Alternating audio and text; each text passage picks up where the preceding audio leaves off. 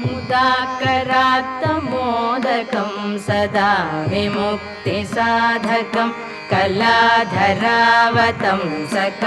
विलासिलोकरक्षकं मुदाकरात्तमोदकं सदा विमुक्तिसाधकं कलाधरावतंसकं विलासिलोकरक्षकम् अनायकैकनायकं विनाशिते भदैत्यकं गताशुभाशुनाशकं